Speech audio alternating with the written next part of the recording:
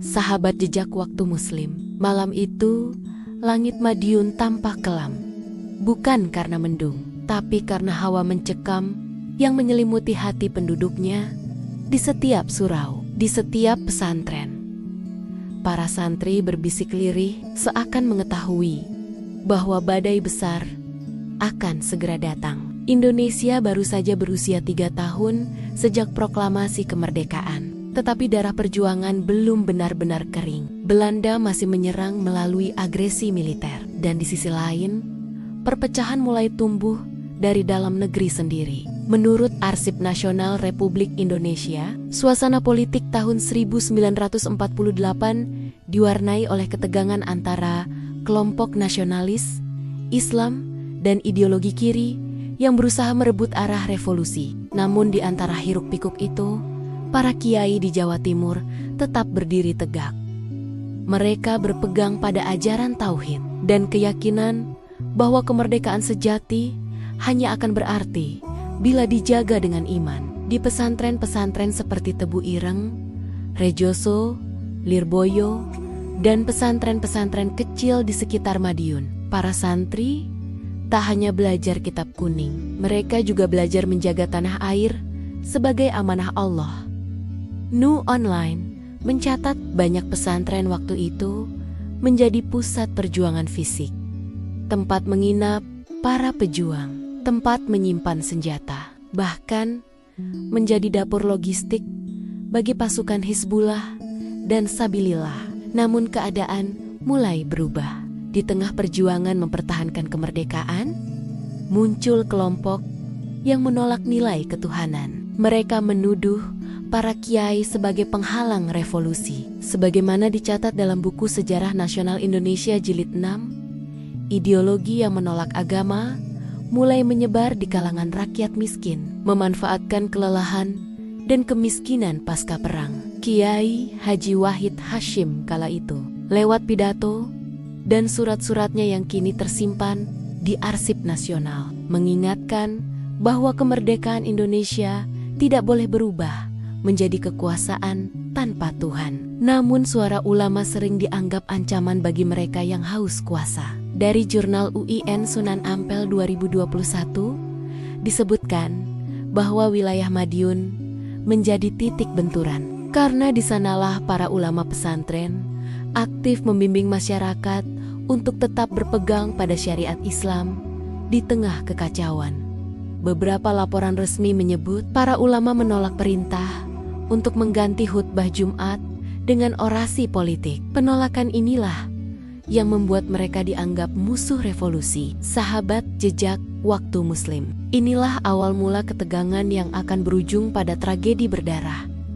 Ketika agama dijadikan musuh dan ulama dijadikan sasaran. Ketika manusia lupa bahwa kemerdekaan tanpa iman hanyalah kehampaan. Di sebuah pesantren kecil di timur Madiun, seorang kiai tua bernama Kiai Abdul Manan, sebagaimana tercatat dalam NU Online, menasihati santrinya, "Anakku, jangan takut mati dalam menjaga Islam, karena hidup tanpa iman adalah mati sebelum waktunya." Kalimat itu menjadi wasiat terakhirnya sebelum badai benar-benar datang pada bulan September 1948.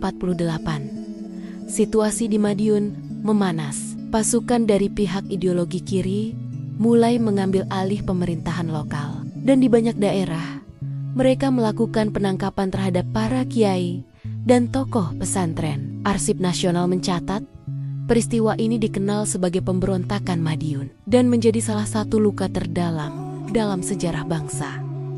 Namun, di balik semua itu, para ulama tidak pernah membalas dengan kebencian.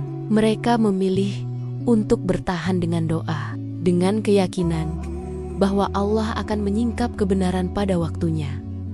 K.S. Hashim Asyari, pendiri Nahdlatul Ulama, meski wafat beberapa bulan sebelum peristiwa itu, ajarannya masih terngiang di hati para santri.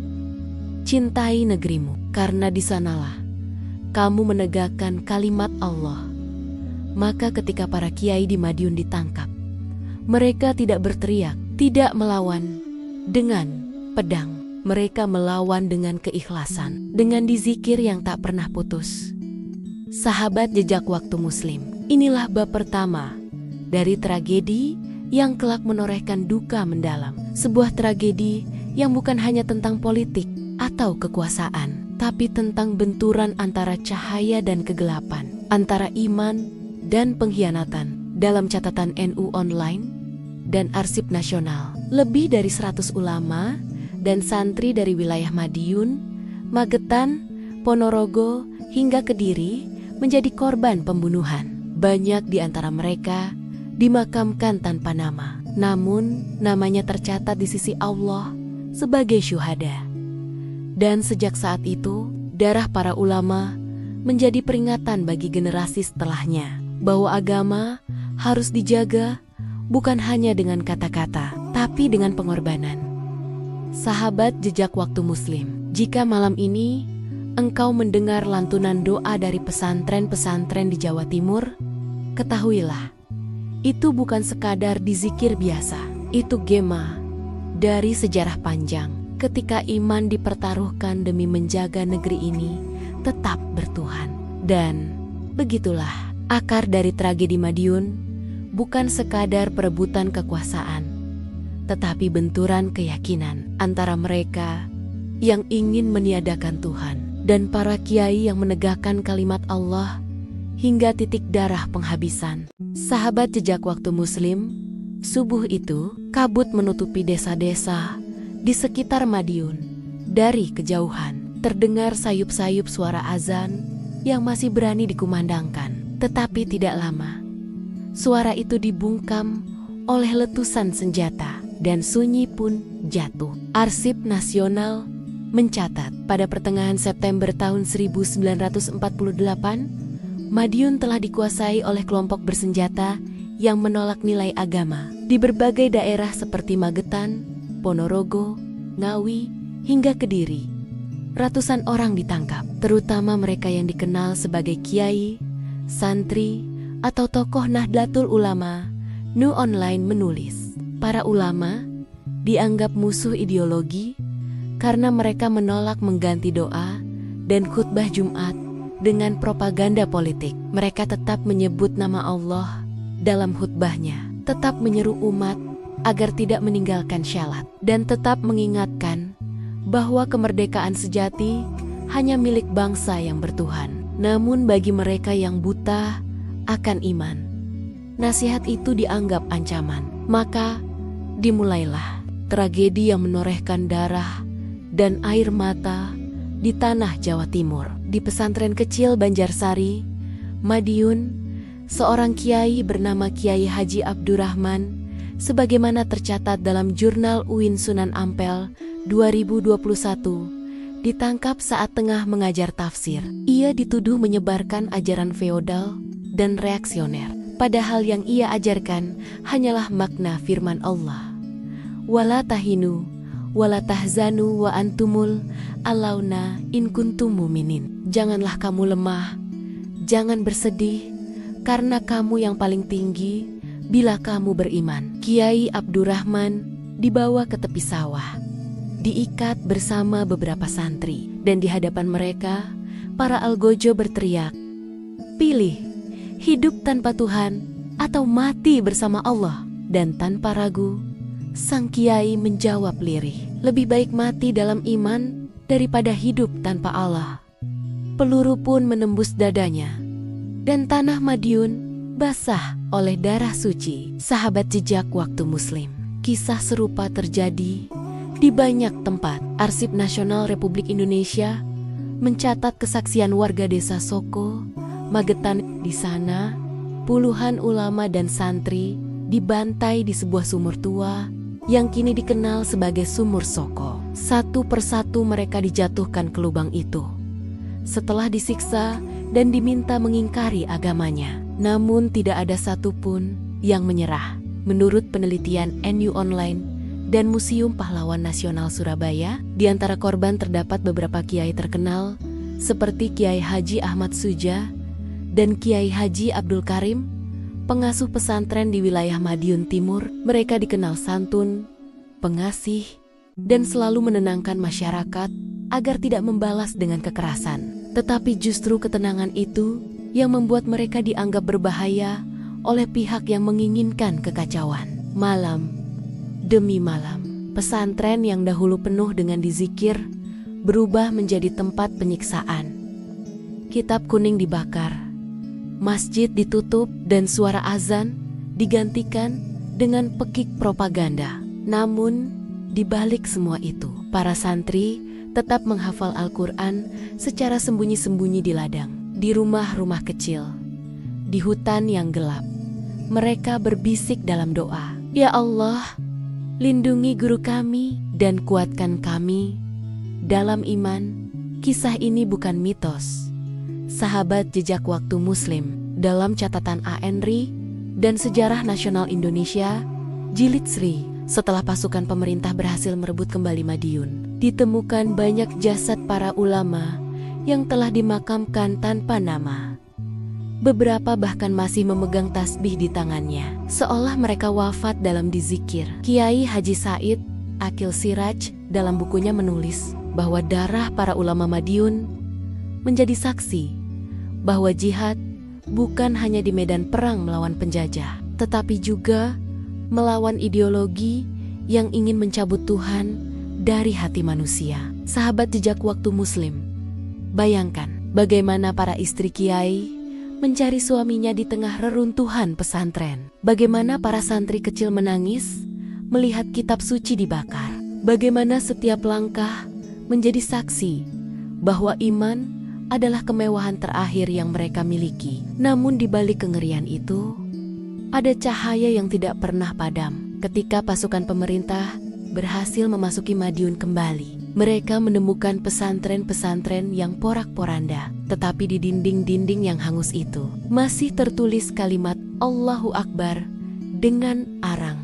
Tidak ada yang menghapusnya, seolah Allah sendiri menjaga pesan itu untuk generasi setelahnya. NU Online menulis, banyak santri yang selamat kemudian melanjutkan perjuangan dengan membangun pesantren baru. Mereka membawa nama guru-guru mereka yang gugur. Satu di antaranya adalah pesantren Darul Ulum Rejoso yang berdiri sebagai bentuk penghormatan kepada para syuhada Madiun.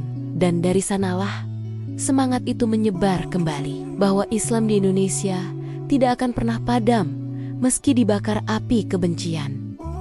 Sahabat Jejak Waktu Muslim, ketika engkau melihat tanah Madiun hari ini yang tenang, ketahuilah di bawahnya masih tersimpan doa dan darah para ulama. Setiap kali angin bertiup lembut dari timur, seakan terdengar bisikan mereka, "Jagalah imanmu, karena kami telah menjaganya dengan nyawa."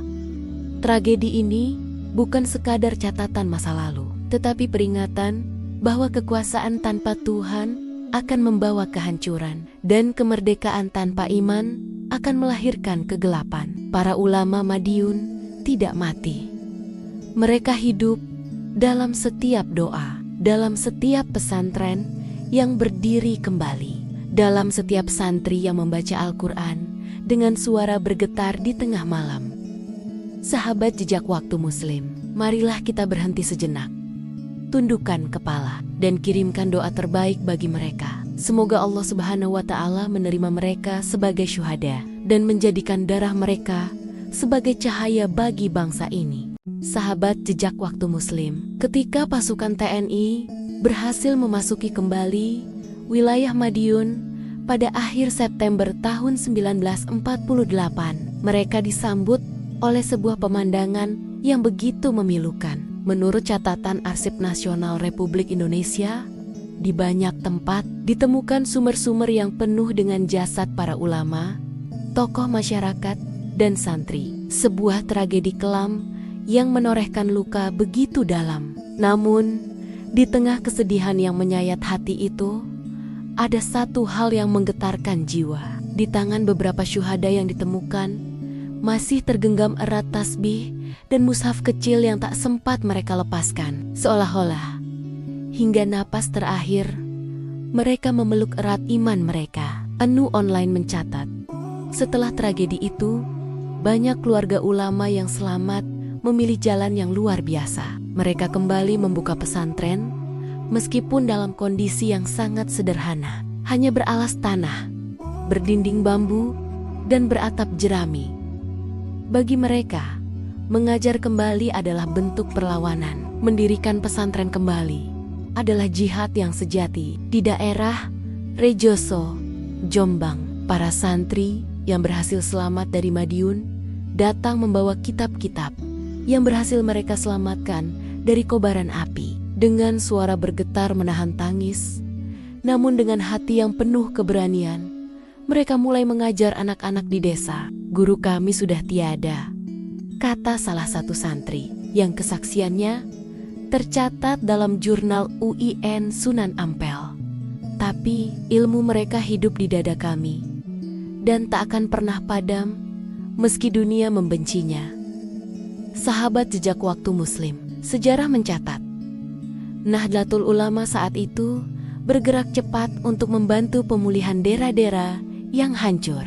Mereka mengirimkan para kiai muda ke desa-desa untuk menenangkan masyarakat, membangun kembali masjid, dan menanamkan kembali semangat cinta tanah air yang berpadu dengan iman. Kiai Haji Wahab Kasbullah dan Kiai Haji Maskur, dua tokoh besar NU, menyerukan kepada umat agar tidak menumbuhkan dendam, karena bagi mereka, darah para syuhada tidak boleh dibalas dengan kebencian, tetapi harus dibalas dengan doa dan ilmu, dengan pembangunan dan pendidikan. Buku Resolusi Jihad dan Spirit Nasionalisme Ulama, karya Kiai Haji Said Akil Siraj menjelaskan, semangat jihad poski tragedi Madiun justru melahirkan gelombang baru pendidikan Islam di Jawa Timur. Pesantren tumbuh kembali, laksana jamur setelah hujan, bukan karena ingin mencari nama, tapi karena ingin melanjutkan amanah bahwa menjaga bangsa sama mulianya dengan menjaga iman. Coba bayangkan, sahabat sekalian, di tengah reruntuhan pesantren, seorang kiai tua masih duduk mengajar Al-Quran kepada 3 anak kecil. Di antara debu dan sisa bara api, suara mereka mengaji terdengar perlahan. Setiap huruf yang keluar dari lisan mereka seakan menjadi doa untuk para syuhada. Bismillahirrohmanirrohim. Suara itu menggetarkan langit Madiun, dan bumi yang dulu berlumur darah kini kembali bergetar oleh kalimat-kalimat suci. Dari catatan NU Online, diketahui bahwa banyak pesantren yang bangkit dari tragedi ini justru menjadi lebih kuat. Pesantren Lirboyo, misalnya, menjadi pusat kaderisasi ulama dan pejuang berjiwa nasionalis religius. Pesantren Tebuireng di Jombang melahirkan ulama-ulama muda yang kelak menjadi pelindung moral bangsa. Pesantren-pesantren kecil di Nganjuk, Kediri, dan Ponorogo pun kembali berdiri, membawa semangat baru.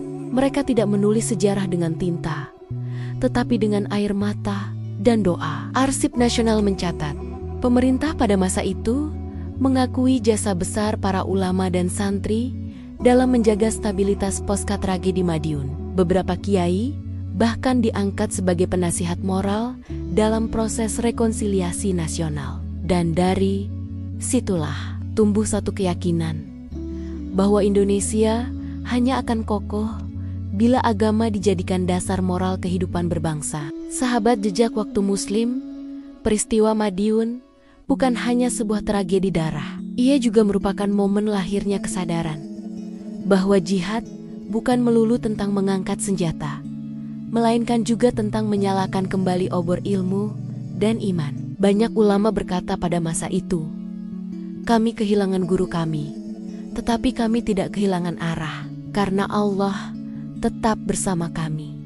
Dan benar, dari luka itu, lahirlah sebuah kekuatan baru. Kiai Haji Abdul Wahid Hashim menulis dalam arsip pribadinya yang kini disimpan di Andri, peristiwa Madiun telah menguji iman bangsa ini. Siapa yang bertahan dengan keyakinan, dialah yang akan membawa Indonesia menuju kemuliaan.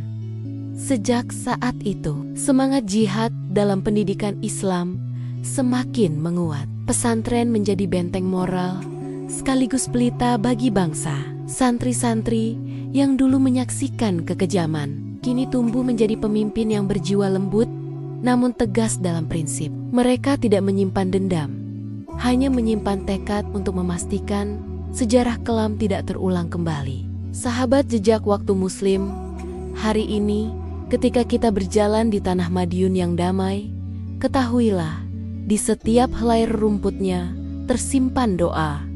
Di setiap desir anginnya tersimpan pesan bahwa iman adalah cahaya yang tidak bisa dipadamkan oleh kekuatan apapun. Tragedi ini mengajarkan kita bahwa kekuatan sejati bukan pada senjata, tetapi pada doa seorang kiai yang tidak takut mati, pada air mata seorang santri yang tetap membaca Al-Qur'an di tengah ancaman, dan pada tekad umat Islam yang memilih memaafkan, bukan membalas. Dalam laporan NU Online, setiap tahun masyarakat Madiun dan Magetan masih mengadakan doa bersama di Sumur Soko, tempat para syuhada dimakamkan. Mereka menyalakan lampu-lampu kecil dan membaca tahlil, bukan untuk menumbuhkan luka, tetapi untuk menjaga kenangan. Karena bangsa tanpa kenangan adalah bangsa tanpa arah. Dari tragedi inilah kita belajar arti sejati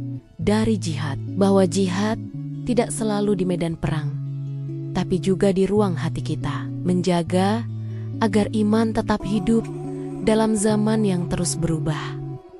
Kiai-kiai Madiun tidak mati sia-sia.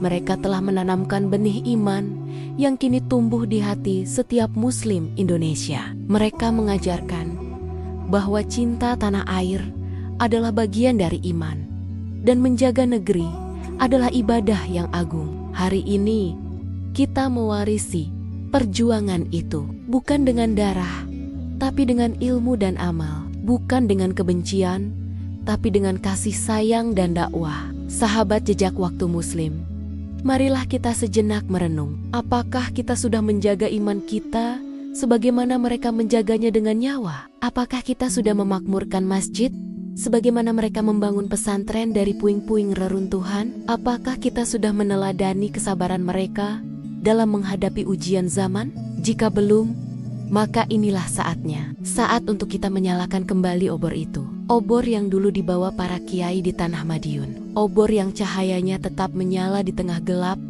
meski angin kebencian berhembus kencang. Terima kasih telah menyimak kisah yang luar biasa ini. Semoga kita dapat mengambil hikmah dan pelajaran berharga. Jangan lupa untuk subscribe channel Jejak Waktu Muslim, agar kita bisa terus menelusuri jejak-jejak inspiratif dalam sejarah Islam. Sampai jumpa di video selanjutnya.